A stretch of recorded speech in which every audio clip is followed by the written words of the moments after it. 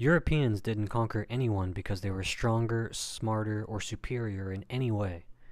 They were walking sacks of disease that coughed their way to world domination and then rewrote history to make themselves look powerful. White supremacists love to bring up Hernan Cortés defeating the Aztecs like it was some brilliant military strategy. Let's break down what actually happened. Cortés and his 600 men arrived in 1519. The Aztec Empire had a standing army of hundreds of thousands of men. In a fair fight, the Spanish would have been obliterated. The first battles, Cortés lost. The Aztecs kicked his forces out of Tenochtitlan in 1520 during the Noche Triste, or the Sad Night, forcing him to flee like a scared child. Then came smallpox. The disease, brought over by just one infected slave among the Spanish ranks, ripped through the Aztecs, killing about 50% of them in just 1 year. The smallpox didn't just kill warriors, it killed priests, generals, and even the emperor himself. By the time Cortés returned in 1521, Tenochtitlan was a rotting corpse of a city. The Spaniards just walked in and mopped up the remains. And yet, some people act like he was a military genius. The truth is, he was getting absolutely destroyed until a virus stepped in and did the work for him. Same thing happened with the Inca Empire.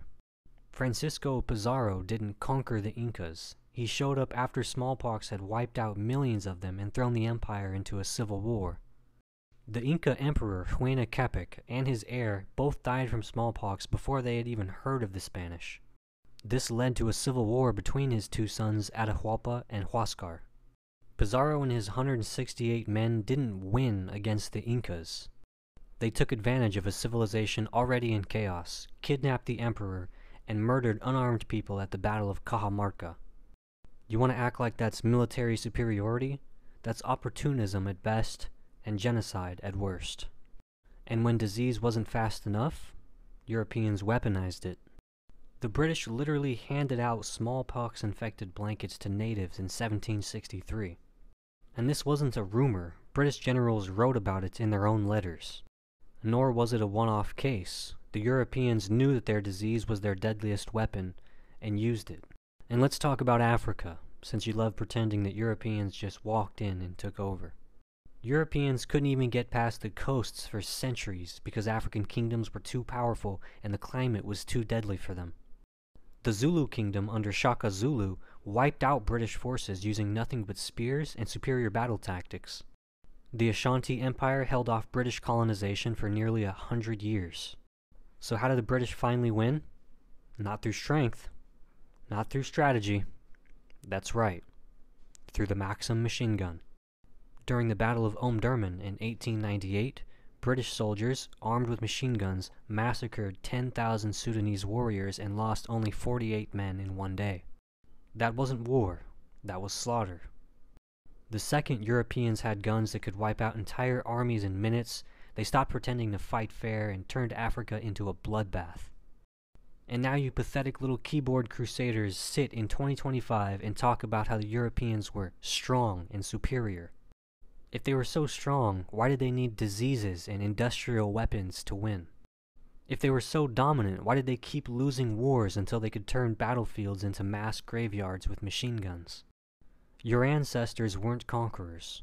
They were plague rats who got lucky. Cope. Good morning, good evening, and good afternoon, Africans. Today I'm here in the beautiful Africa. I love Africa. Do you love Africa? If you do, please listen to this video till the end and support me on Patreon. Give a super thanks kindly. Yes.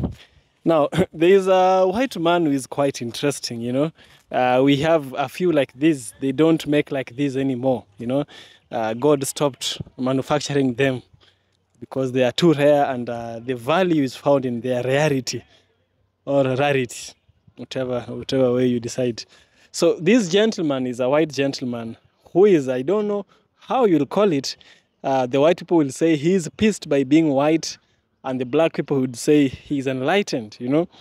Depends on which side you stand. You either see a 6 or you see a 9, but you're still right. Now, this gentleman is coming forth and he is speaking straightforward about the atrocities his people have made against black people, and not only black people, against the entire human race. He says that the white people have robbed humanity of their ingenuity. White people have robbed humanity of their history, their tradition, and they have made it themselves. They have changed it to make it for themselves, you know. I've done some videos where this gentleman speaks about things like rewriting history, making the non-white people become white. For example, I did a video on this specific gentleman where he talked about white people changing the titles of warriors, you know. For instance, the gladiators were not white people, they were mixed race. It was a battalion of mixed people, you know, but the Europeans have changed it to make it purely white, which is very wrong. The Romans were people who are always conquering people, yeah. So he comes ahead and tells us some other things about US. He tells us about how corrupt or how untruthful the census system is racial, you know. It is racial in a way that it tallies, it imbalances, or rather it miscalculates deliberately the numbers, the tally numbers that are acquired from the census to make maybe white people appear more than they really are in the real population. This gentleman has a lot to speak. I want us to listen to him. I shall get back where we shall also have a deep critical analysis. Let's dive in. The racial categories of the US Census are seriously messed up. If they weren't so violently entrenched in law and economic reality, they would be laughable. This is a state-sponsored racial fan fiction, a bureaucratic kink chart for a ruling class that spent centuries using skin color as a ledger entry for who gets fucked over and who gets let in the door. This entire framework isn't about science, culture, or even history. It's about keeping the empire's taxonomies on labor, land theft, and manufactured racial tensions as operational as a goddamn slave ledger. Let's start with everyone's favorite. White. White isn't a race. It's an access pass to imperial dividends. This category is the most slippery plasticine bullshit the US has ever produced. It shifts and expands whenever capital needs fresh bodies to enforce its racial caste system. 1790, white means Anglo-Saxons, English dudes who can own property and enslave people. 1800s, Irish, Italians, Jews, not white. They're too dirty, poor, and potential communists. Then in the 20th century, suddenly America needs more white bodies to fortify its capitalist hegemony. So Italians and Jews got a probationary whiteness card. Congratulations, you can now be racist to black people for a check. In the present day, whiteness is still a floating category, strategically managed to keep capitalism's core demographic strong. Its only consistency? That it's a lie. And how is this determined? Court rulings where judges pulled whiteness out of their ass. In Ozawa vs. US 1922, a Japanese man was told he wasn't white because he wasn't Caucasian. In the very next year, in US vs. Thin 1923, an Indian man was found Caucasian but still not white because whiteness is whatever the common man says it is. Literal legal racism by vibes. Now to America's least favorite category, black or African American. Blackness in the US isn't so much an identity as it is a legal wound that you can't escape. The one-drop rule made sure of that. Unlike whiteness, which can stretch and contract like a capitalist sphincter, blackness is permanent. Why? Because capitalism needs a fixed bottom caste. The ruling class took an entire continent of peoples, Hausa, Yoruba, Igbo, Zulu, Akan, and smushed them into one category that functions solely as America's bottom-tier labor force. A Haitian revolutionary? Black. A Somali immigrant? Black. A mixed-race person with a white parent? Still black. This was intentional. The more people that could be funneled into this caste, the more workers could be denied rights, wealth, and mobility. The census racial category reinforces this lumping. It doesn't recognize ethnic identity, only economic utility. Asian, a geopolitical dumpster fire of a category. Asian is proof that the census wasn't made for accuracy, It was made for imperial racial policing. Originally, Asian meant Chinese, Japanese, and Korean, because these were the groups most feared by America in its yellow peril propaganda. But later, U.S. war priorities changed, and suddenly South Asians, previously classified separately, were thrown into the mix. Today, Asian refers to everyone from Filipinos to Arabs to Mongolians, because the U.S. treats the world like a Risk board game where categories are based on whatever the State Department needs at the time. The categories make zero sense historically, biologically, or culturally. What does a Nepalese shepherd have in common with a Tokyo salaryman? Nothing. But, according to the U.S. Census, they are racial twins. And let's not forget, Filipinos were originally counted as Malay until the U.S. genocided their country. And suddenly they had to be shoehorned into an arbitrary Asian American identity. This isn't racial science, it's imperial map doodling. Native Hawaiian or other Pacific Islander. Yes, that's one category. This classification exists solely because the U.S. stole Hawaii and colonized the Pacific. Before annexation, Native Hawaiians were sovereign, not a U.S. racial category. But once the U.S. swallowed their islands, the census had to create a new checkbox for them, because they were no longer Asian, but not quite Native American. It's the most transparent colonial category on the list. The U.S. took entire island nations, put them under military rule, and shoved their people into a racial category classification like an afterthought. American Indian or Alaskan Native? Again, yes, one thing. Let's be clear, Native American is not a race. It's a legal status determined by the federal government. Unlike every other racial category, Natives have to prove their ancestry through blood quantum, a literal percentage requirement like their fucking horse pedigrees. Why? Because the US wants to slowly erase Native populations through intermarriage and make them legally extinct. That way tribal land and treaty obligations disappear. The entire legal apparatus of Native identity is structured around land theft.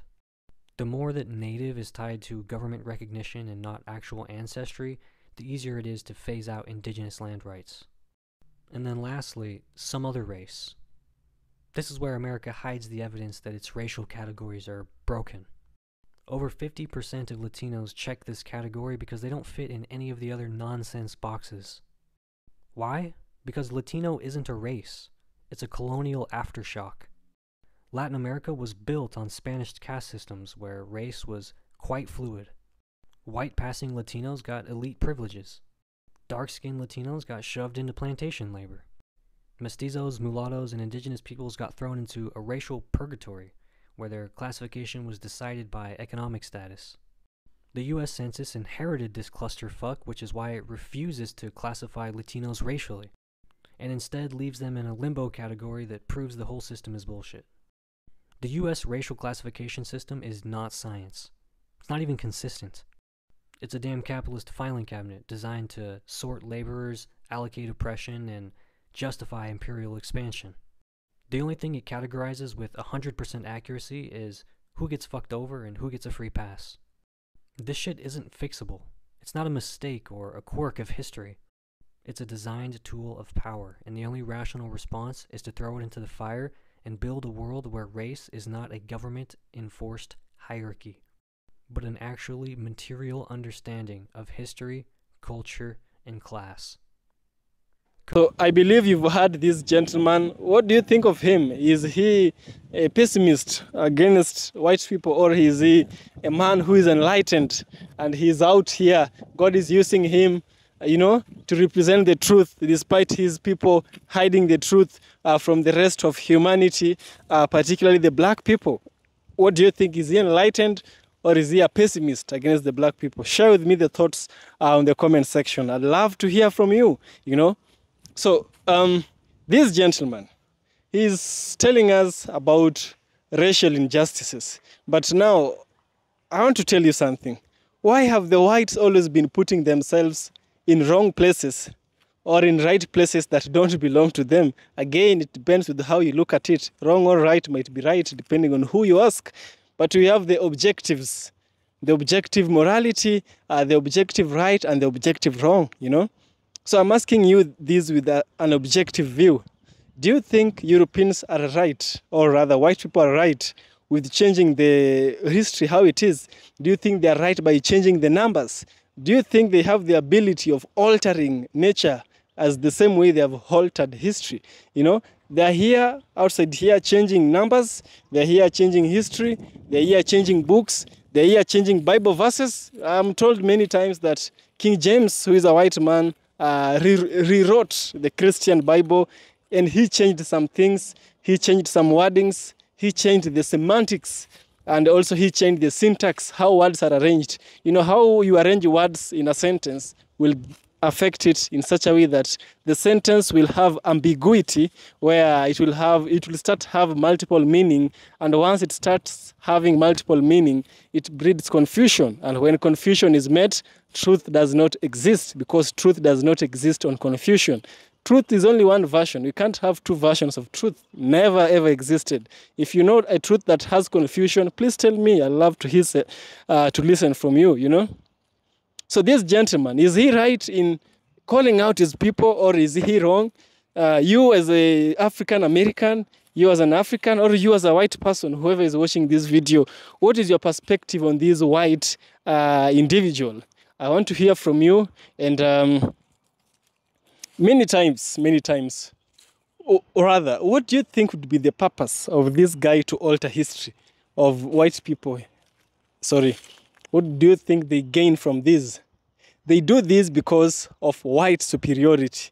They want to fuel, they want to satisfy that fallen spirit, that fallen ideology that was there in the past, that brought about colonialism, that brought about slavery. They want to fuel it up, or rather they want to keep it standing, because it was through this white superiority that they were able to colonize us, that they were able to enslave us as well. So keeping lying, keeping showing themselves as the strongest figures in history, keeping changing numbers of population is here to scare us. But no, we ain't going to get scared, not anymore.